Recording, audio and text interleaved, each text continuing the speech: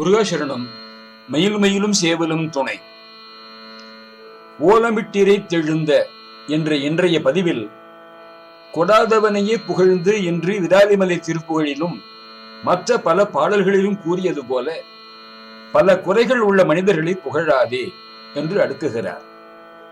மிடுக்கிலாதானே வீமனே வீரல் விஜயனே வில்லுக்கு இவனென்று கொடுக்கிலாதானே பாரியே என்று கூறினும் கொடுப்பார் இல்லை. பொடிக்குள் மேலியம் புண்ணியன் புகழூரை பாடுமின் புலவீர்கள் அடுக்கு மேல் அமர் உலகம் ஆழ்வதற்கு யாதும் ஐயுறவு இல்லையே என்றார் சுந்தரமூர்த்தி சுவாமிகள். குன்றும் குழியும் குறுகி வழி நடந்து சென்று திரிவதென்றும் தீராதோ, ஒன்றும் கொடாதவனை காவென்றும் கோவென்றும் கூறின் இடாதோ நமக்கு இவ்விடர் என்று இரட்டையர் பாடலும் கூறுகிறது. விடுங்கோள் வெகுளியை என்று கந்தர் அலங்காரத்தில் அறிவுறுத்தியதைப் போல இந்த பாடலில் கோபம் என்பதை ஒழித்து மேலும் அந்த ஆசை என்பதனை நீத்து உன்னை பணிந்து உன் திருவடியை கூடுதற்கு முக்தி நிலை என்றைக்கு தந்தருள்வாய் என்பதை கோபமற்று மற்றும் அந்த மோகமற்றுனை பணிந்து கூடுதற்கு முக்தி என்று தருவாயே என்று பாடி வேண்ட வைக்கிறார். நாரணருக்கு அருள் சுரந்த மருகோனே, திருமாலுக்கு அருள் புரிந்த மருகனே என்பதை திருத்தணியில் திருமால் முருகனை பூஜித்து சக்கரமும் ஷாரங்கிலும் பெற்றதை தணிகை புராணம் பேசுகிறது. திருஞான சம்பந்தர் அவதாரத்தில் காஞ்சியில் சிவசாயுஜ்யம் அளித்ததையும் இங்கு பொருளாக கொள்ளலாம். பாடலையும் பொருளையும் கேட்டு ஸ்தல சிறப்பை பார்த்து இன்றைய பதிவை நிறைவு செய்வோம். முருகாசரணம். குஹாத்மனமஸ்து. ஓலமிட்டிரைத்தெழுந்த வேலை வட்டமிட்ட இந்த ஊர்முகித்தருக்கள் ஒன்று அவராயென்று. ஓலமிட்டிரைத்தெழுந்த வேலை வட்டமிட்ட இந்த ஊர்முகித்தருக்கள் ஒன்று அவராயென்று. ஊமரை பிரசித்தரென்று மூடரை சமர்த்தர் என்று ஊனரை பிரபுக்கன் என்றும் அறியாமல். ஊமரை பிரசித்தர் என்று மூடரை சமர்த்தர் என்று ஊனரை பிரபுக்கன் என்றும் அறியாமல். கோலமுத்தமிழ் பிரபந்த மாலருக்குரைத்தனந்த கோடி இச்சை செப்பி வம்பில் புழனாயே. கோலமுத்தமிழ் பிரபந்த மாலருக்குரைத்தனந்த கோடி இச்சை செப்பில் வம்பில் புழனாயே. நாயேன் கோபமற்று மற்றும் அந்த மோகமற்றுனை பணிந்து கூடுதற்கு முக்தி என்று தருவாயே. கோபமற்று மற்றும் அந்த மோகமற்றுனை பணிந்து கூடுதற்கு முக்தி என்று தருவாயே. பாலை துர்க்கை சக்தி அம்பிலோக கத்த பித்தர் பங்கு மாது பெற்றெடுத்து கந்த சிறியோனே. பாலை துர்க்கை சக்தி அம்பிலோக கத்த பித்தர் பங்கு மாது பெற்றெடுத்து கந்த சிறியோனே. பாரி பொட்டெழ கிரவுஞ்சம் வீழ நெட்டையில் துறந்த வாகை மண்புய பிரச்சண்ட மயில் வீரா. பாரி பொட்டெழ கிரவுஞ்சம் வீழ நெட்டையில் துறந்த வாகை மண்புய பிரச்சண்ட மயில் வீரா. ஞாலவட்ட முற்ற உண்டு நாகமெத்த இத்து இந்த நாரணர் கரு சுரந்த மருகோனே. நாகமெத்தையில் துயிந்த நாரணர் கருள் சுரந்த மருகோனே. நாலு திக்கும் வெற்றி கொண்ட சூரபத்மனை களைந்த நாகப்பட்டினத்தமர்ந்த பெருமாளே. நாலு திக்கும் வெற்றி கொண்ட சூரபத்மனை களைந்த நாகப்பட்டினத்தமர்ந்த பெருமாளே. நாயேன் கோபமற்று மற்றும் அந்த மோகமற்றுனை பணிந்து கூடுதற்கு முக்தி என்று தருவாயே. நாலு திக்கும் வெற்றி கொண்ட சூரபத்மனை களைந்த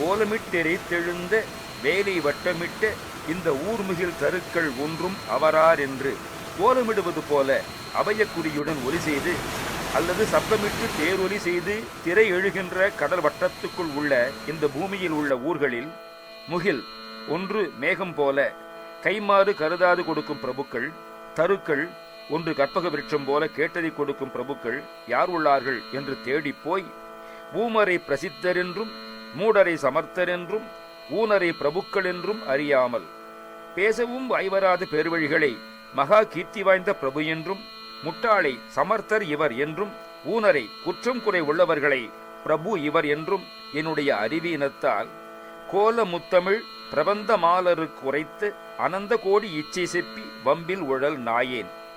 அழகிய முத்தமிழ் நூல்களை உலக ஆசை கொண்டுள்ள பெருவழிகளிடம் சொல்லி நின்று கணக்கு கடந்த எண்ணிக்கை இல்லாத கோடிக்கணக்கான என் விருப்பங்களை தெரிவித்து வீணே திரிகின்ற அடியேன் கோபமற்று மற்றும் அந்த மோகமற்று உன்னை பணிந்து கூடுதற்கு முக்தி என்று தருவாயே. கோபம் என்பதை ஒழித்து பின்னும் அந்த ஆசை எனப்பட்டதையும் ஒழித்து உன்னை பணிந்து உன் திருவடியை கூடுவதற்கு முக்தியை என்று தந்தருள்வாய். வாலை துர்கை சக்தி அம்பி லோக கர்த்தர் பித்தர் பங்கில் மாது பெற்றெடுத்து உகந்த சிறியோனே. வாலை என்று மலையாள், துர்கை, சக்தி, அம்பிகை, உலக கர்த்தா ஆகிய பித்தராம் சிவபெருமானது இடது பாகத்திலே உள்ள தேவி பெற்றெடுத்து மகிழ்ந்த சிறியோனே. வாரி பொட்டெழ கிரௌஞ்சம் வீழ நெட்டையில் துறந்த வாகிமற்புய பிரசண்ட மயில் வீரா. கடல் வற்றி போக கிரௌஞ்சம் தூள்பட்டு விழ நெடிய வேலை செலுத்தின வெற்றி புரிந்திய மற்போருக்கு தக்கதான புயங்களை உடைய வலிமை வாய்ந்த மயில் வீரனே. ஞால வட்ட முற்ற உண்டு நாகமித்தையில் துயின்ற நாரணருக்கு அருட்சுரந்த மருகோனே. பூமி மண்டலம் முழுமையும் உண்டு ஆதிசேஷன் என்னும் பாம்பு மெத்தையிலே துயில் கொண்ட நாராயணனுக்கு அருள் புரிந்த மருகனே. 4 திக்கும் வெற்றி கொண்ட சூரபத்மனை களைந்த நாகப்பட்டினத்தமர்ந்த பெருமாளே. 4 திசைகளிலும் ஜெயம் கொண்ட சூரபத்மாவை அடக்கி ஒடுக்கிய பெருமாளே. நாகப்பட்டினத்தில் வீற்றிருக்கும் பெருமாளே. கோபம் என்பதை ஒழித்து பின்னும் அந்த ஆசை எனப்பட்டதையும் ஒழித்து உன்னை பணிந்து உன் திருவடியை கூடுவதற்கு முக்தியை என்று தந்தருள்வாய். முருகாசரணம். வேலுமயிலும் சேவலும் துணை. நாகைக்காரோணம் சப்தபிட தலங்களில் ஸ்ரீ நீலாயதாட்சி சமேத ஸ்ரீ காயாரோகணேஸ்வரர் திருக்கோவில் ஒன்று. இது சிவன் கோயில். ஆனாலும் இந்த கோவில் மதுரை மீனாட்சி அம்மன், காஞ்சி காமாட்சி அம்மன் மற்றும் காசி விசாலாட்சி அம்மன் கோவில்களைப் போல நீலாயதாட்சி அம்மன் கோவில் என்றுதான் அழைக்கப்படுகிறது. அவர் ஸ்ரீ காயாரோகணேஸ்வரர் ஆதி புராணர், ஸ்ரீ தியாகராஜர் சுந்தரபிடங்கர் நடனம் தரங்கு நடனம், அம்பாள் நீலாயதாட்சி கருந்தடங்கண்ணி. சப்தபிட தலங்களில் 2வது தலம். கடற்கரை வீசி நடனம், பாராவார தரங்கு நடனம், கடலில் அலை ஆடுவது போன்ற நடனம். இத்தலத்து விருட்சமான மாமரம் இனிப்பு, புளிப்பு, துவர்ப்பு என 3 சுவைகளுடன் இருக்கிறது. இம்மரம் கோவிலின் தென்கிழக்கு பிராகாரத்திலிருந்து பார்க்கும் பொழுது நந்தி வடிவில் தோற்றமளிக்கிறது. தீர்த்தம் புண்டரீக தீர்த்தம், தேவ தீர்த்தம். நாகப்பட்டினம் காயாரோகணேஸ்வரர் கோவில் புண்ணிய தலங்களும் தீர்த்தங்களும் நிறைந்த சோழவள நாட்டில் பாடல் பெற்ற தலங்களில் தெய்வ பொன்னி நதியின் தென்கரையில் உள்ள திருநாகைக்காரோணம் 82வது சிவத்தலமாகும். மூர்த்தி, தலம், தீர்த்தம் ஆகிய 3ஆலும் சிறப்புடையதாய் விளங்குகிறது. ஆதிசேஷன், புண்டரீக முனிவர், அகஸ்தியர், அம்பிகை, திருமால், முருகன், வசிஷ்டர், முசுகுந்தன், அரசகேசரி, விசித்திர கவசன், விரூரகன், பத்ரசேனன், பாஸ்கரன், மித்ரன், காளகண்டன், சண்டதருமன் முதலியோர் வழிபட்ட ஸ்தலம். பல ஊழிக்காலங்களுக்கும் அப்பாற்பட்டதால் இதனை ஆதிபுராணம் என்றும் சுவாமியை ஆதிபுராணேஸ்வரர் என்றும் தலபுராணம் குறிப்பிடுகிறது. ஆதிசேஷனால் பூஜைக்கு பெற்றதால் நாகை என்றும், புண்டரீக முனிவரை இறைவன் தனது தேகத்தில் ஆரோகணம் செய்து கொண்டதால் காயாரோகணம் என்றும் பெயர். இது மருவி காரோணம் என்றாயிற்று. காரோணம் என்ற பெயருடைய திருக்கோயில்கள் தமிழ்நாட்டில் 3 உள்ளது. நாகைக்காரோணம், குடந்தைக்காரோணம், கச்சிக்காரோணம்.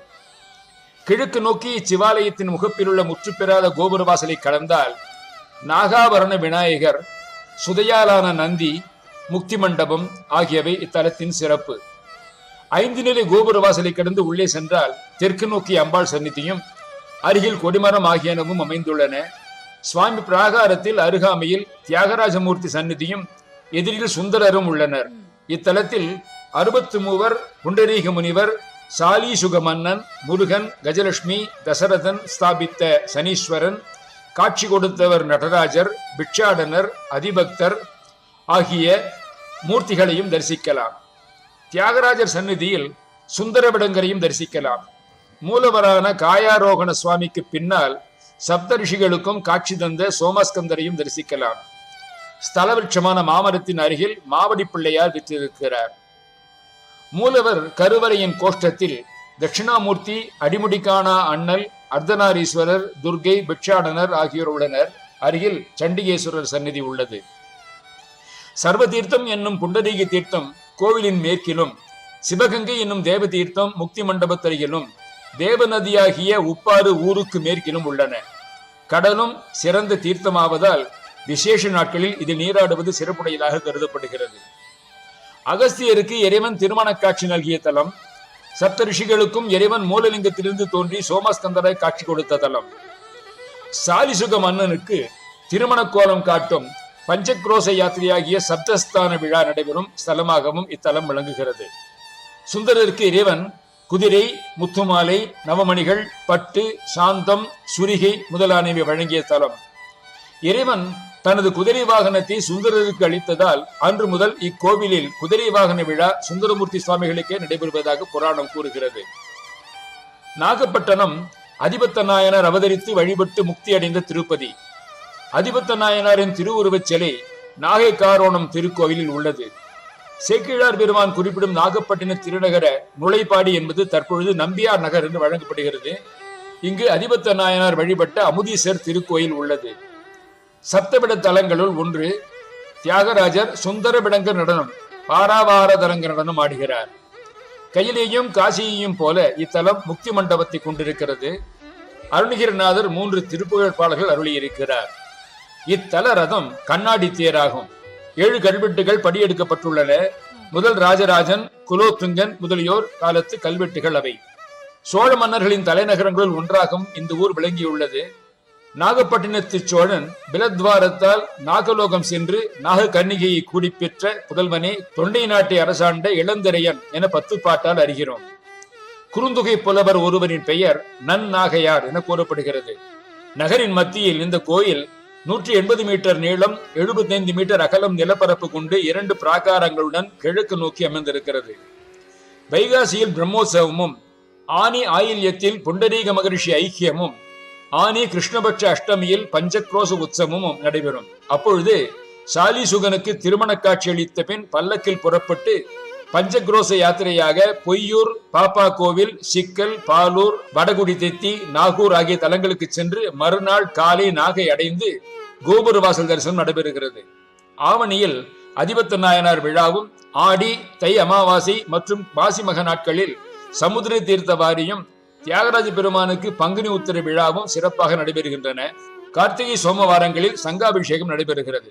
நாகை காரோண புராணம் எனும் நூல் 61 படலங்களையும் 2506 பாடல்களையும் கொண்டு மகாவித்வான் மீனாட்சி சுந்தரம் பிள்ளை அவர்களால் இயற்ற பெற்று 1860 அரங்கேற்றம் பெற்றது. மகாவித்வான் பிள்ளை அவர்களின் மாணாக்கரான டாக்டர் உவே சுவாமிநாத ஐயர் அவர்கள் இந்த புராணத்தின் அருமையை, பெருமைகளை பின்வருமாறு விளக்கியிருக்கிறார். இந்நூலில் பல நயங்கள் மிகுந்து விளங்கும். சொல்லணி, பொருளணி, தொடைநயம், பொருட்சிறப்பு, சுவைநயம், நீதி, சிவபக்தி, சிவத்தலச் சிறப்பு, நாயன்மார் பெருமை முதலிய பலவும் நிரம்பியிருக்கின்றன. சுவைப்பிழம்பாக விளங்கும் இக்காப்பியத்தை பெறுதற்கு தமிழ்நாடு தவம் செய்திருக்க வேண்டும். பல புலவர்களின் வாக்குகளை ஒருங்கே பார்த்து மகிழ வேண்டுபவர் இந்நூலை படித்தால் போதும். ஞான சம்பந்தர் அருளிய திருமுகப்பாசுரத்தின் ஒவ்வொரு பாடலுக்கும் சேக்கிழார் விரிவுரை செய்ததைப் போல பிள்ளை அவர்களும் சுந்தரர் இத்தலத்தின் மீது அருளிய பதிகத்தின் ஒவ்வொரு பாடலுக்கும் இப்புராணத்தில் விளக்கம் அளித்துள்ளது அறிந்து மகிழத்தக்கது. 2506 பாடல்களை கொண்ட இப்புராணத்தை திருவாவடுதுறை ஆதீனம் 1970 ஆண்டு குறிப்புரையுடன் வெளியிட்டு தமிழ் கூறு நல் உலகிற்கு தந்து பேருபகாரம் செய்தது நன்றியுடன் இங்கு நினைவு கூறத்தக்கது. கற்றார் பையில் கடல் நாகை காரோணம் என்பது திருஞான சம்பந்தர் திருவாக்கு. காளமேக புலவர் இவ்வூருக்கு வந்த பொழுது பசியால் வீதியில் பாக்கி விளையாடும் பாலகர்களை நோக்கி சோறு எங்கு விற்கும் என கேட்டார். அச்சிறுவர்கள் தொண்டையில் விற்கும் என்று பதில் கூறினர். விற்கும் என்பதற்கு பேச்சு வழக்கிலே விற்கும் என்று வழங்குதலும் உண்டு. புலவர் சிறுவர்கள் மீது கோபம் கொண்டு அவர்கள் மீது வசைபாடம் பொருட்டு வரை சுவர் ஒன்றில் பாக்கு தரித்து விளையாடும் பாலகர்க்கு என்று எழுதி நிறுத்திவிட்டு பசி தீர்ந்து எஞ்சிய பகுதியை பாடி முடிப்போம் என்று சென்று பசியாரி வந்து பார்க்கும் பொழுது அந்த பாடலின் 2ஆம் அடி நாக்கு தமிழுரைக்கும் நன்னாகை என்று எழுதியிருப்பதைக் கண்டு சிறுவர்களின் கல்வி அறிவை மெச்சி சென்றார் என்பது தனிப்பாடல் திரட்டில் காணப்படும் வரலாறு.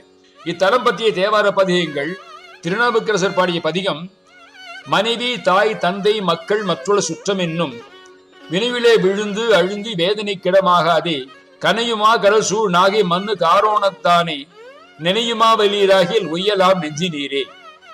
வையனை வையமுண்ட மால் ஆங்கத்தோன் மேற்கொண்ட செய்யனை செய்ய போதில் திசைமுகன் சிரம் ஒன்று ஏந்தும் கையனை கடல் சூழ் நாகை காரோணம் கோவில் கொண்ட ஐயனை நினைந்த நெஞ்சே அம்ம நாம் உய்ந்தவாறே. திருஞான சம்பந்த பெருமான் பாடிய பதிகம் புனையும் விரிகொன்றை கடவுள் புரல் பாய நனையும் சடை மேலோர்க்கு நகு வெண்தலை சூடி வினையில் அடியார்கள் விதியால் வழிபட்டு கனையும் கடல் நாகை காரோணத்தானே பாரோர் தொழ விண்ணோர் பணியும் மதில் மூன்றும் ஆரோர் அழலூட்டி அடியார் கருள் செய்தான் தேரார் விழ ஓ வாச்செல்வன் திரை சூழ்ந்த காரார் கடல் நாகை காரோணத்தானே. சுந்தரர் பாடிய பதிகம் பத்தூர் புக்கிரந்துண்டு பலபதியும் பாடி பாவையரை கிரி பேசி படிராடி திரிவீர் செத்தார்தம் எலும்பணிந்து சேவேரி திரிவீர் செல்வத்தை மறைத்து வைத்தீர் எனக்கொரு நாள் இறங்கீர் முத்தாரம் மெலுங்கி மிளிர் மணி வைரக் கோவை அவை பூனந்தருந்தருளி மெய்க்கினிதானாரும் கத்தூரி கமல் சார்ந்து பணித்தருள வேண்டும் கடல் நாகைக்காரோனும் மேவி இருந்தீரே. கோவில்களில் நாய் வாகனத்துடன் காட்சி தரும் பைரவர் இங்கு சிம்ஹ வாகனத்துடன் காட்சி தருகிறார். புண்டரீக தீர்த்தக்கரையில் இவரது சந்நிதி இருக்கிறது. புண்டரீகர் சிவனை வழிபட்ட பொழுது காசியின் கங்கை தீர்த்தம் இங்கு பாதாளத்திலிருந்து பொங்கியது. அப்பொழுது கங்கை கரையில் உள்ள பைரவரும் இங்கு எழுந்தருளினார்.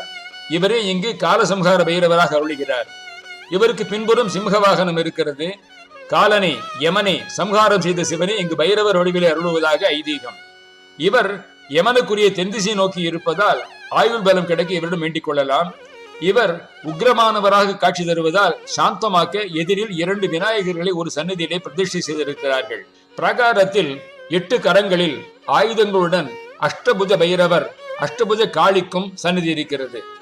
8 திசைகளுக்கு அதிபதிகளான அஷ்டதிக் பாலகர்கள் இங்கு சிலை வடிவிலே காட்சி தருகின்றனர்.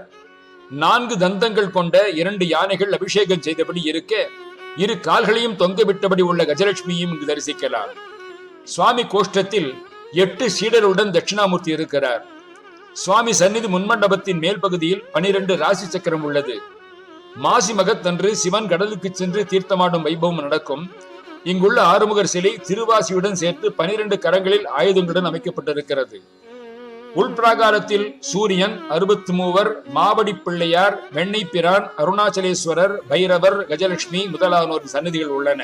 நவ கிரகங்கள் அனைத்தும் 3 வரிசையாக சிவனாரை நோக்கியவாறு மேற்கு நோக்கியவாறு அமைந்திருக்கின்றன. சண்டிகேஸ்வரர் சன்னதி கோஷ்டத்தை ஒட்டி இல்லாமல் பிரகாரத்திலிருந்து விலகியுள்ளது. சனைச்சரன் சன்னதி உள்ளது. பிட்சாடனர் சிவகாமி அம்மையுடனான நடராஜர் காட்சி நாயகர் முதலின் உற்சவ மூர்த்தங்கள் இருக்கின்றன. மூலவர் பெரிய பானத்துடன் கிழக்கு நோக்கியும் அம்பாள் தெற்கு நோக்கியும் திருக்காட்சி தருகின்றனர். மூலவரின் பின்புறம் தனி மாடத்தில் சிவனார் அம்மை மற்றும் கந்தருடன் அமர்ந்த கோலமான சோமஸ்கந்தர் திருவடிவும் இருக்கிறது. அம்பிகை இத்தலத்தில் திருமண பருவத்திற்கு முந்தைய கன்னியாக யௌவன பருவ கோலத்தில் காட்சி தருகிறார். எனவே ஆடிப்பூர விழா இங்கு வெகு விமரிசையாக நடக்கிறது.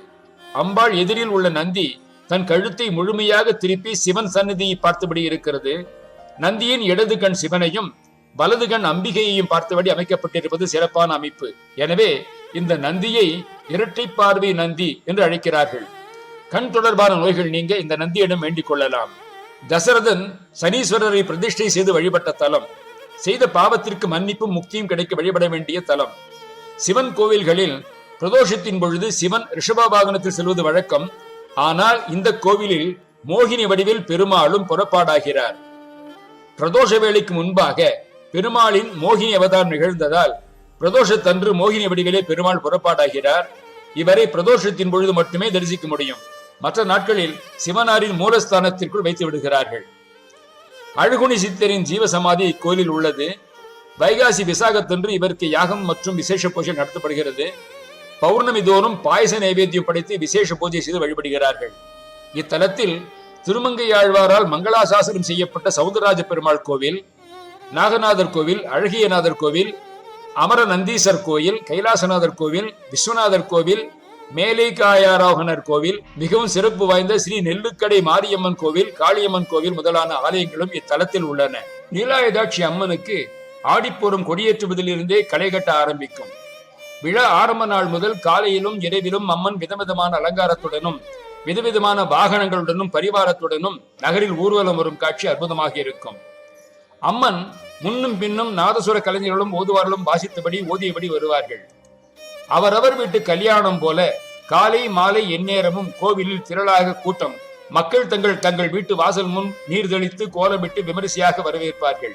ஆடிப்பூரம் அன்று காலை அம்மன் அலங்காரமாக கோயில் பிரகாரத்தில் வரும்பொழுது அம்மன் வசந்த மண்டபத்தில் ஊஞ்சலில் அமர்ந்து காட்சி தருவாள். நீலாயுதாட்சி அம்மனின் பின்னல் அலங்காரம் மிக விசேஷமாக இருக்கும். அதை காணும் விதத்தில் சுற்றிலும் கண்ணாடிகள் வைக்கப்படும். ஆடிப்பூரம் கழிப்பு காலை 1 மணிக்குள் முடியும். இரவில் வான வேடிக்கைகள் நடக்கும். ஆடிப்பூரத்தன்று இரவு ஸ்ரீ நீலாயுதாட்சி அம்மன் வெண்ணிற ஜரிகை புடவையை அணிந்து பின்னால் அழகிய ஜடை தரித்து ஜெகஜோதியாய் மின் விளக்குகளால் அலங்கரிக்கப்பட்ட பீங்கான் ரதத்தில் ஊர்வலம் வருவார். பார்க்க பார்க்க அழுக்காத ஸ்வரூபம். அவர் அழகிய உருவத்தை ரதத்தில் காண 1000 கண் வேண்டும். முருகாசரணம். குஹார்ப்பணமஸ்து.